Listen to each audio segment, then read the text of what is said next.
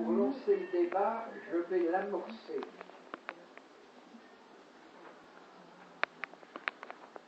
Peut-on dire que c'est un solarien? Le fait que le soleil soit en Verseau me fait un peu douter, mais compte tenu que l'ascendant est un ascendant Lion, ça change tout.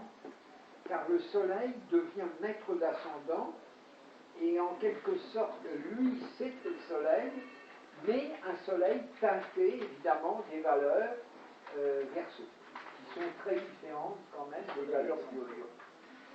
D'ailleurs, le soleil est rejeté à l'opposé de l'ascendant. Il est rejeté.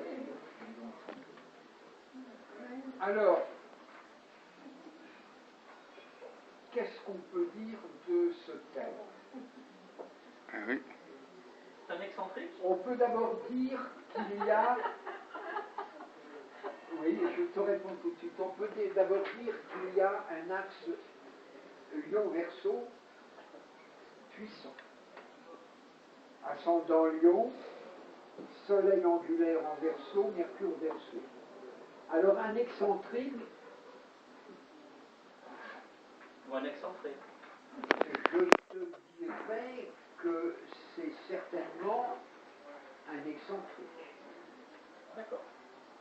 Enfin, quelqu'un qui se détache du lot. Oui, c'est pour ça que je disais plutôt excentré qu'excentrique. Parce qu'excentrique, c'est plus... Excentré, voilà.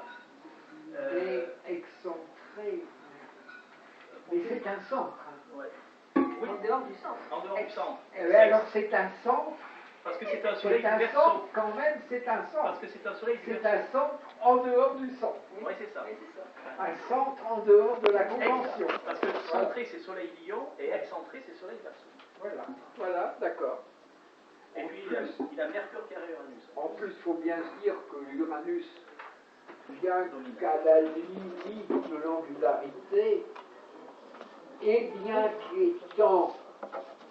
qu'étant lui aussi dans sa chute, puisque l'Uranus est exalté en Scorpion, il se trouve dans sa chute Taureau. Hein. Et bien qu'étant dans sa chute, il est quand même maître du Soleil et de Mercure, c'est une planète dominante. C'est une planète dominante. C'est presque la dominante du thème, avec le Soleil. Alors, qu'est-ce que le Soleil et Uranus ont en commun?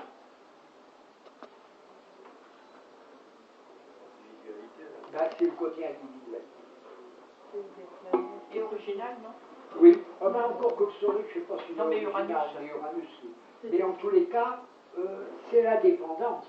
Le Soleil, qui ne dépend de personne, c'est tous les astres qui dépendent de lui, et Uranus est le principe même de l'autonomie, de la révolte, de l'indépendance. Hein. Alors là, il y a un côté franc-tireur, on peut dire. Il y a un côté franc-tireur. Alors, le Soleil ici reçoit... Alors il est important parce que c'est le Soleil, mais il est important aussi parce qu'il est ascendant. Et il reçoit deux beaux aspects. Un aspect de la Lune,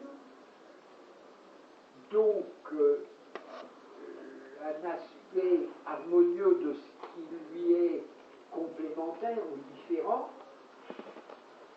Soleil principe masculin, Lune principe féminin, Soleil indépendance, Lune dépendante, Soleil objectivité, Lune subjectivité, et tout ce qui s'ensuit. Et il est en sextile de Jupiter. Ça, c'est un aspect magnifique. C'est un aspect de réussite. Et d'autant plus que Jupiter est dans son domicile Sagittaire.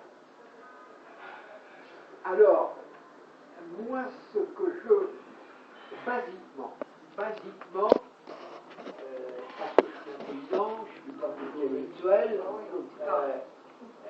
basiquement, je dis Soleil, principe de créativité, Jupiter sur la pointe de 5, la créativité aussi. Donc là, il y a deux facteurs de créativité liés par un aspect harmonieux. Et le mètre de 10 en 5. Et le mètre de 10, Vénus, ça va dans le même sens. En 5, brillantissime. Là, c'est du brillantissime. On a donc assurément affaire à quelqu'un qui va créer ou organiser et qui va créer à la manière Verseau et à la manière Uranien. Comme il voudra. Hein? Comme il voudra. Comme il voudra, un électron. Un électron. C'est bien l'électron libre. Parce que Léo, si je peux. L'électron libre. Et quand vous dites qu'il va créer, c'est-à-dire par des techniques d'avant-gardistes. Alors là, alors, créer des choses nouvelles, ça peut être beaucoup de choses. Il y a le thème nouveau, ça peut être de techniques nouvelles.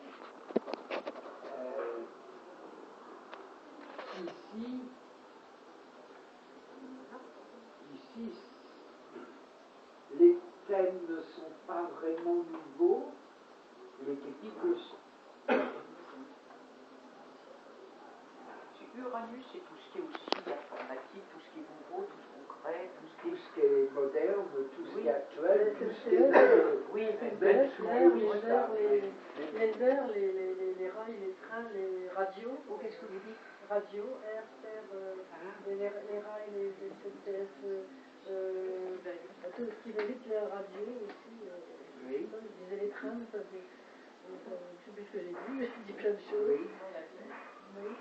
Ben, il n'y a pas vraiment ça, mais il y a le modernisme, il y a l'innovation, il y a ce qui va vite. Les ondes. ça peut être dans l'esthétisme aussi, dans quelque chose de... Oui, ça l'est, ça l'est. Ah oui, parce que milieu du ciel en taureau. Milieu du ciel en taureau avec Alors une projection vénusienne. oui, avec une Vénus en 5. Lune en balance en 3. La Lune en balance qui va dans le même sens que le milieu du ciel taureau, avec une popularité la Lune dans le domaine de la communication. La 3, hein. Et la 4 est en scorpion, avec un scorpion, oui, qui est en cancer, en 2. Il est en 2 plutôt. Il est en 12, parce que je suis en 12. C'est sur la 12. Oui, parce que les 12, il y a sur 2. Est-ce que d'après vous, cet axe, la Mercure, Pluton, ça donne automatiquement de l'analyse, même si c'est en opposition dans un thème, non? Je ne parle pas spécialement de celui-là, hein. Mais non. Oui et non, c'est un esprit quand même d'investigation, De critique, d'après vous? de critique, d'investigation, d'aller chercher au-delà des apparences ce qui est essentiel, mais lorsque ça se trouve au carré ou en opposition, il y a aussi le côté de mise en danger et de jouer avec des allumettes sur un baril de poudre. Complète de fausse. Il y a un peu ça, la notion de danger, de dynamique prête à exploser. C'est un peu ce que Claude le dit très bien. Il y a l'amour mort aussi, parce qu'ils sont Pluton à Vénus. Alors, est-ce que sa célébrité n'est pas une célébrité plutôt, disons, de mauvaise alloi? Parce que ce milieu de ciel au taureau sous la dominance de Vénus, elle nous ramène à de sacrées dissonances. Hein. Vénus-Mercure opposé à Pluton, Pluton qui revient au carré de la Lune, Neptune qui s'oppose à Mars-Saturne en encadrant la pointe de 8, moi j'ai l'impression qu'il y a un risque que la célébrité tout à fait possible de cet homme soit basée sur des choses bizarres. Oui, je suis un peu d'accord, parce qu'avec ce Pluton en 12, qui est le maître du fond du ciel, il a dû faire des Vous choses. savez, le Pluton en 12, Oui, il est bien en 12, hein. Il est juste sur la oui, cuisse. mais C'est lui, oui. donc, et le Pluton. C'est possible. Oh, on n'entend plus rien. Le Pluton en 12 est ici l'émissaire de la 4. donc, plutôt, s'il y a épreuve ou tourment ou expiation, c'est peut-être plutôt au niveau des origines, la 4. Alors vous pouvez dire Plutôt qu'il un mettre le pourrait y quatre. avoir des origines étrangères avec ce Pluton. Et dans la 8, il y a Saturne. Saturne en Pas poisson. d'origine étrangère. Hein. Alors ça, évidemment, Saturne Mais pas fait d'origine mettre le 8. étrangère. Le 8, Pluton, Saturne, poisson conjoint. Mais quand il crée cet homme-là, il est S'il avant-gardiste. vous plaît, écoutez, madame, Enfin, parce non, que parce que c'est après, il y a des trucs qui se passent en petit comité. Madame Une parle. question. Quand il crée, puisqu'il a un côté avant-gardiste, il est avant-gardiste sur l'instant et maintenant, par exemple, il serait plus avant-gardiste, ou il a toujours des idées avant-gardistes en avançant dans la vie? Il semblerait qu'il se remette très souvent en cause et qu'il aille très souvent dans des choses nouvelles. Et puis la Saturne. Mais alors, ce qui serait intéressant de voir et essayer de cerner, c'est dans quel domaine. Parce qu'un créateur, on l'a vu, ça je crois, Soleil créateur, sextile à Jupiter sur la 5, la créativité, et créativité heureuse, pleine, expansive, féconde, chaleureuse, Jupiter en Sagittaire. Ce Jupiter, il est quand même au double carré de Mars et Neptune. Oui, mais alors vous savez, moi c'est ce que je dis toujours, les carrés, les dissonances de Jupiter, c'est pas forcément mauvais, c'est un excès. Ça joue en tant qu'excès de quelque chose. Alors excès d'action, excès de création, d'action avec Mars, et peut-être excès d'imagination, de... Est-ce que ces excès, ils ont trait au manuel, c'est-à-dire à ses mains, ou est-ce qu'il... Voilà. Est-ce qu'il peint? Oui, Oui, moi je veux dire peint. Hein. ouais. Oui, il peint. Mais qu'est-ce qui vous fait dire? Eh bien, le milieu du ciel en taureau, Vénus qui est conjointe pratiquement, enfin pas conjointe, mais enfin qui est pas loin du Soleil, en Verseau, Uranus, En tous les cas, qui est en 9 mais qui est conjointe au milieu du ciel, et cette Vénus, bon sang, qui est la maître de la 3, la 3 qui est en balance, qui fait de l'œil, bien sûr, au Soleil, la Lune qui donne l'imagination, l'imaginaire, la vision, et tout ça, et je vois de la peinture. Oui, non, mais ce que vous dites, c'est très très juste, mais ça pourrait aussi bien faire un autre artiste. Hein. Ou un écrivain. Avec une Vénus en Capricorne, ça pourrait être un sculpteur. Hein. Sculpteur. Ah oui. Ah oui, un sculpteur, oui, oui. Mais c'est un peintre, vous avez raison. Hein? Encore qu'il sculpte aussi. Et c'est un peintre. Là, ça peut être Picasso. C'est pas tout. Hein? Picasso, Mais c'est vrai que je vois Cézanne aussi par là-bas. Je vois, moi, je vois de la peinture. Je vois de la peinture du dans je vois, je vais vous dire ce que je vois. C'est ça. Je vois des montagnes, je vois des petites collines, du vert, du pain, et la mer aussi, puis des arbres. Ah bah oui, mais... Et puis c'est aussi impressionniste aussi. Moi, je vous dirais, moi qui sais, je crois que la Vénus en Capricorne,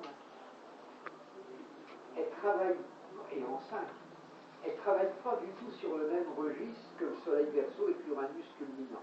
C'est-à-dire qu'il est Saturne, Vénus en Capricorne, c'est la tradition. C'est la tradition, c'est le passé, c'est la structure, c'est les grands maîtres anciens. Par contre, le Soleil en Verseau et l'Uranus culminant, c'est la transgression de cette tradition. Et puis, ce que je veux dire aussi, c'est que le maître de la 5, la création, est en 7, donc les associations, les groupes. Est-ce qu'il n'a pas fait partie d'un groupe de peintres? Un groupe. Oui, mais les peintres, j'arrive pas à trouver le mot, des groupes de gens et puis en même temps, il y a de la rigueur, voilà, c'est ça le mot que je cherche. Oui, c'est Il des y a, musiques capricornes. c'est pas... Ce peintre est pour les grands critiques, enfin pour les critiques, le grand peintre, celui que n'oubliera pas de la seconde moitié Du XXe siècle. du XXe et du début de ce XXIe Je connais siècle. que lui, c'est marrant parce que je le Il vois, est- j'arrive pas à mettre un Il nom. est exposé dans tous les grands musées du monde Ah oui, oui, oui. et le Centre Pompidou fait une exposition, une rétrospective actuellement sur lui. Son nom vous dira quelque chose ou rien, mais même s'il vous dit rien, le Figaro vient d'en faire 4 pages, alors c'est quand même vous dire que... Hein? Oui, Qui c'est? le Figaro vient Ah, d'en faire. Il me demandait s'il était en vie. Oui, oui, il a 77 ans ou plus, 78 ans. Il a un nom martien. Il a un nom infiniment martien puisqu'il s'appelle Martial. Martial Ress. Martial Ress, c'est un des plus grands peintres du XXe siècle. Le musée tout Pompidou est consacré à l'expo Martial Ress. C'est REI2S. RAY2SE. Mais moi, je suis bien. C'est un peintre nécléo. Non, c'est pas lui que je voyais, mais je voyais... Mais qui est aussi célèbre que César ou que... C'est sa femme. Ou que Vous Mathieu. voyez? Oui, si, sa femme, parce que C'est moi un je ne grand connais peintre, pas, je c'est- ne connaissais pas, et je sais pas. Oui. On dit que la première moitié du XXe siècle, c'est Matisse et Picasso, et que la deuxième moitié, c'est Reiss. Alors c'est l'inventeur en France du pop art. Ah, le voilà, le C'est pop art. l'inventeur Je du pop disais, art. voilà. Je disais, il fait partie d'un groupe. Un Ouais. groupe, voilà. Oui, C'est lui qui a créé le pop art le en pop art. France. Et là où c'est très très intéressant au niveau du thème, c'est qu'il est admirateur des grands peintres classiques. Et son maître en peinture, c'est Ingres. Alors c'est vous dire que Ingres, c'est quand même l'expression même du classicisme. Ingres et David, sont les deux grands peintres classiques. Et alors, il a refait toute une série de tableaux d'après Ingres.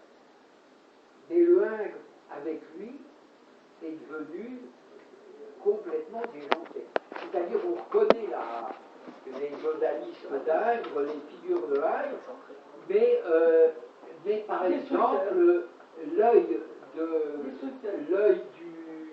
du personnage, c'est un tube néon. C'est un tube néon qui dessine l'œil avec deux, trois couleurs. Alors il incorpore le néon et il fait sortir la peinture du cadre. Et c'est très très particulier. C'est un mélange de tradition Vénus en Capricorne et en Sainte et d'innovation Verseau Uranus.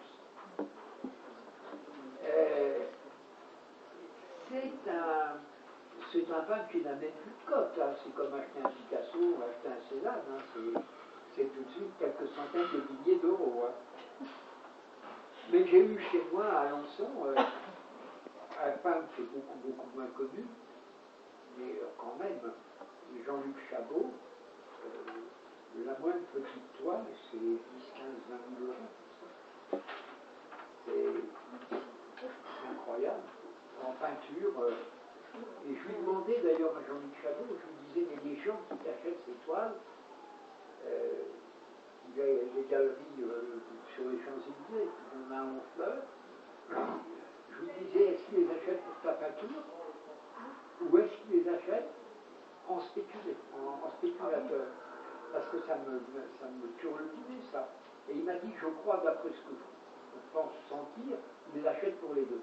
Il les achète d'abord parce que la peinture leur plaît, mais aussi beaucoup en pensant à la spéculation. Alors,